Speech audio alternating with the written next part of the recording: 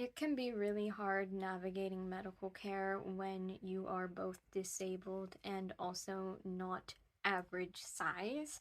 For example, I am 4'7". My mother is 4'6". Um, and for example, when I had a CT scan several years ago, they wanted me to drink this giant thing of orange chalky contrast the morning before, and I could not do it. I told them I wasn't going to be able to. Like, the amount that they wanted me to drink is usually how much water I drink in an entire day. And I only ended up drinking about a quarter of it. And they were freaking out because they're like, oh no, you didn't drink all of it. It probably won't work. And then they were shocked because it worked just fine because I am not an average size person. They have a hard time understanding though, because although I am an adult, not every single adult is going to be the same. Another example is with me trying to get a wheelchair, which I have been attempting to do since March, when my doctor had filled out stuff for insurance, but she filled it out for normal, standard adult size wheelchair. And I had gone to a medical supply store and tried some out. I can barely reach the wheels. I can't properly self-propel myself, and when I did for about 30 seconds, my fingers and elbows subluxed, and I had to put them back in place. It was not ideal. I can't lift it up because it's too large and too heavy, and the seat in general is just way too big for me. It doesn't work. And it's so hard to get recommendations from people too, because I know sometimes you can find wheelchairs online, but most people are only knowledgeable on standard adult size ones. The only ones that I had, the only one that had been recommended to me was an electric wheelchair that was made for little people and children, but it is out of my price range even with insurance.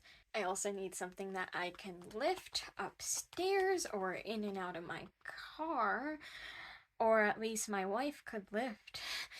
But it weighs as much as I do, which is not realistic. I've also run into some other more minor issues, like them having difficulty taking my blood pressure because the average adult size for the cuff doesn't work, or other different tests and things they'll have a difficult time because like the instruments they'll be using are like way too big, even the smallest size that they have. And the scariest thing is medication dosages, because sometimes not every doctor is aware of how much needs to be adjusted for my size for medication versus other people.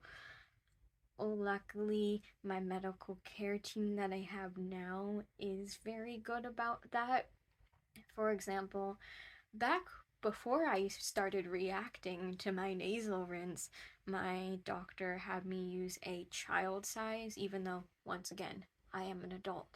And she also told me that if I do try Zysol, which is an antihistamine, that I also need to take the child's dose for that, and that the adult dose would be too much.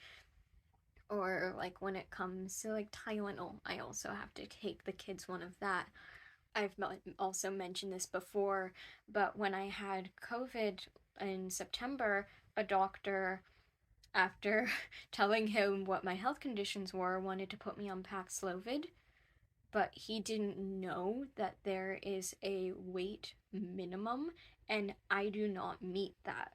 Luckily, I was aware of this because this sort of stuff I have to research for my own safety, and I also just find medical stuff interesting. I just don't have it in me, physically or mentally, to go through medical school, but It has saved myself multiple times.